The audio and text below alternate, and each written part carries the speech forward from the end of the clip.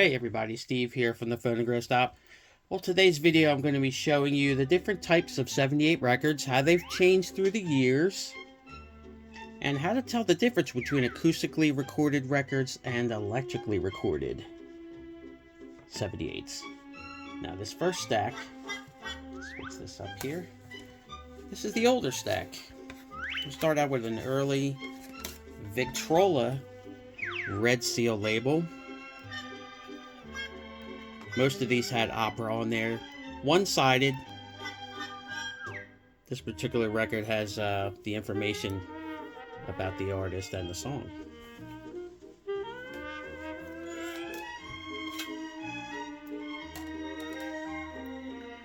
Here's a red labeled Victrola record. A little bit later. Enrico Caruso. Acoustically recorded.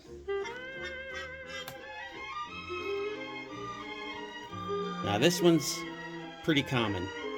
You'll find this style record a lot in the wild, as we like to call it. And they call it a Victor Batwing label. Now why they call it a Batwing label is the top, yes, looks like a batwing. Pre-1925 recordings. Now you will find some Batwing labels that will have a little VE up here. That means Victor Electric. They're the very early electrically recorded records. You'll find some of them out there as well. And you'll find a lot of these blue Columbias.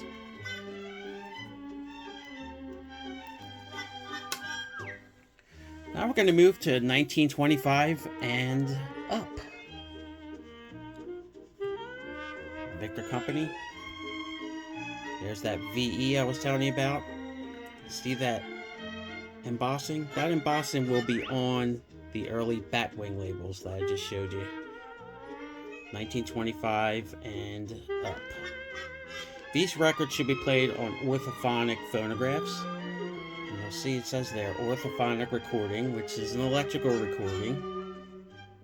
And in 1925, the Victor Talking Machine Company started recording the records using the new Western electric system. Another way to identify an electrically recorded record is some of them will just have an E on there for electric. This is a banner. They call these dime store labels because yes, they were 10 cents in the dime store or something like that. Other ones will say electric or electrically recorded. So you just have to pay attention to the label. If you're uncertain, you just look up the song, Google the song on the internet, and it'll tell you what year it was made. That'll give you a good idea. If it was made after 1925, it was electrically recorded. I'm going to come to the later records here. These are, this is probably around 1930, 33, 1934, I believe. Correct me if I'm wrong, you can just comment below. But these records were made by Victor RCA Manufacturing. So when RCA had bought the Victor Talking Machine Company in Camden. What changed with these records is the surface. You do not want to use a steel needle on any of the records I'm showing here on out. They changed the recording surface. They used a Bakelite type material. And what happens is if you play this with a steel needle, you won't get too many plays and it will damage the grooves. So you want to keep these later records on a regular stylus record player, not a steel needle phonograph. And the ones I'm showing you now are very common. Very, very, very common. RCA Victor.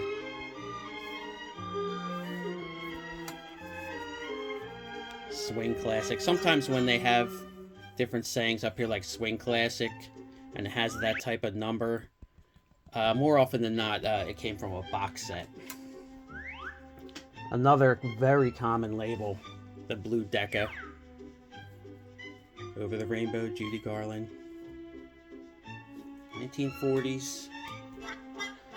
Here's a late 40s Black Decca Personality Series. Again, more than likely came out of a box set. So that's all I have for you guys. If you're ever unsure, like I said, just Google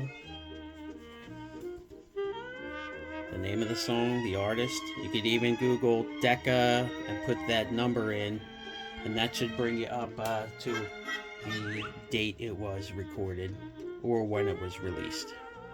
Oh, one other thing I wanted to show you. Storing these records, I highly recommend these beautiful disc file sleeves. And they're very well made, and they protect your records. Well, I hope you guys enjoyed the video and helped a lot of the beginners out. And if you're new to this hobby, welcome. You have many, many, many hours of music ahead of you. Alright guys, well, thanks for watching, and we'll see you on the next spin. Take care.